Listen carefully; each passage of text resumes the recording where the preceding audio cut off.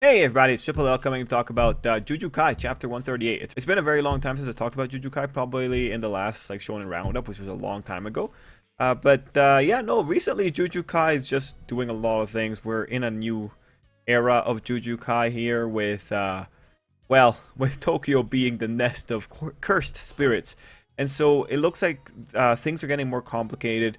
We're seeing a lot of fallout, and it's just a really interesting time to be following Jujutsu Kai in general. That's why I wanted to make a video here. I don't know if I'll be able to make videos every week, but maybe like every 4 weeks or so. Depending on what kind of chapter we get. If there's a really interesting chapter, it'll be worth talking about it. And this one is this one is a very interesting chapter because there's a lot of things going on, and honestly, there are some things that I don't fully understand, especially when our particular beauty shows up. So let's just get into the chapter and just talk about it page by page. So with the first section, and this is roughly page 2 and 3, we get a look at the Zenon family, and really interesting. Important things to note is that Maki's the one who's dying, and the guy that we get here, he's a dick. He's characterized to be a dick. He comes in with that very old, archaic Japanese value of a woman standing 3 steps behind. And as you can see, the girl that's attending him is doing that. So this is just hardcore traditionalism. This guy's the worst. You can already see it in the way he's talking about Maki and Mei. Anyway, what we're seeing here with Naoya is just a succession dispute, right? By the end of it, you understand there's a succession dispute, but there's a lot of little details being thrown around here. So on page 4, we are introduced to Sumor, Ogi, and Junichi. So Ogi is the father of Maki and Mei. So that's what is going on when Naoya is talking about his daughter is out of the question. As for who exactly Junichi is, interesting. He's being compared to Toji, which is Megumi's father. Really interesting.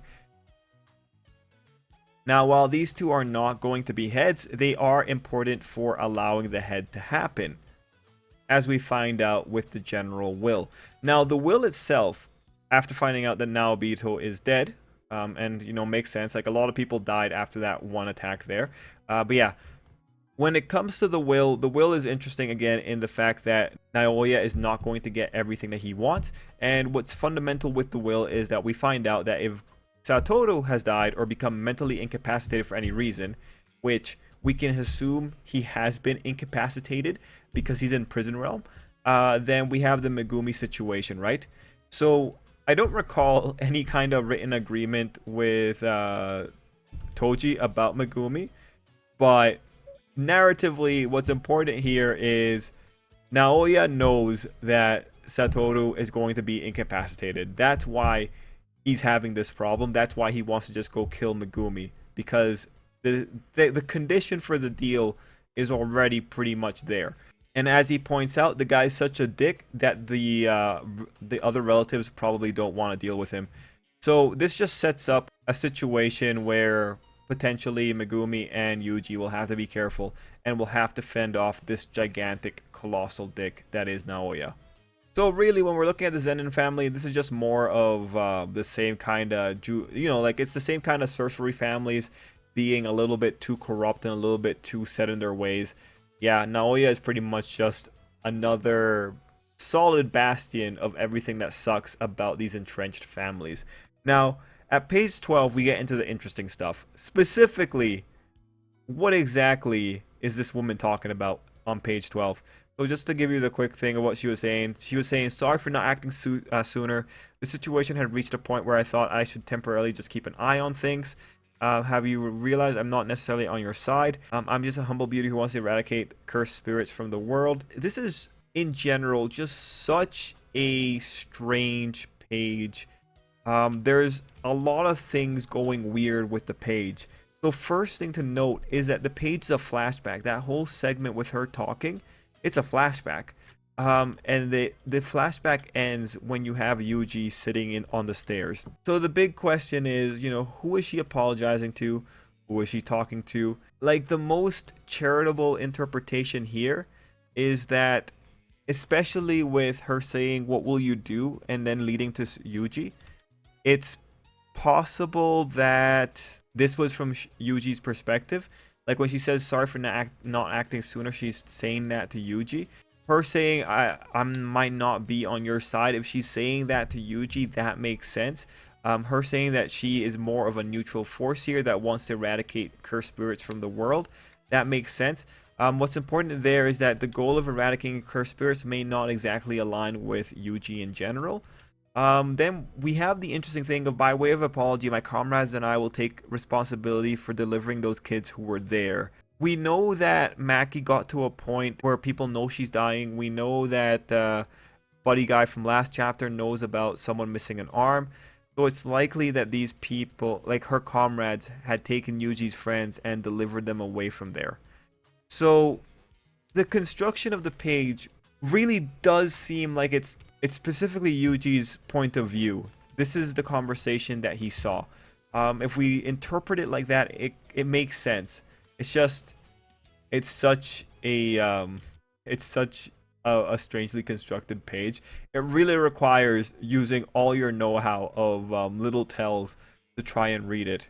And I do think, again, like I think some parts of the dialogue was a little bit obtuse. Could have been maybe a little bit more streamlined. But okay. It's still a page that kind of confuses me a little bit. But I think that's the read. I think that's the interpretation. Anyway, after that, we have Yuji and Shozo having a little talk. Now, Shozo, ultimately, we don't know the nature of the manipulation that's occurring in Shozo's mind. Like, we don't know if Yuji's doing some kind of weird time shenanigans and slotting himself into other people's lives. We don't know if Yuji has weird powers. But I do like the situation. I don't really care that Shozo thinks Yuji is his brother, whether or not Yuji is or not. I'm into the situation. And I also like that Yuji is being proactive with Megumi. I like that he's being proactive about Sukuna wanting to do something with the guy. So I enjoy that. And when you have Yuji saying he can no longer stay with everyone, that kind of also just helps make sense of the conversation he had with that beauty. And I forget her name, so that's why I'm not saying her name. Anyway, we're in an interesting situation. And by page 19, we have right now 4 players involved in the situation in Tokyo. You have Zenon coming in to get rid of Yuji. Megumi is most likely going towards this situation, so he's not one of the players. We're probably not going to see him until next chapter. Yeah, no, this is going to be super interesting. This seems like it's just ripe for a lot of chaos within an already chaotic situation. So overall, for Jujutsu Kai, I'm excited, man. I'm excited. The Zenon aspect is by far the most interesting aspect, but it's just there to complicate the situation with Megumi and Yuji, and I really do think Zenon's going to serve to be someone to bring Yuji and Megumi together, most likely. Anyway, everyone, gonna leave it there. Thank you so much for watching, and till next time, I hope you have an absolutely great day. Let me know what you think down below.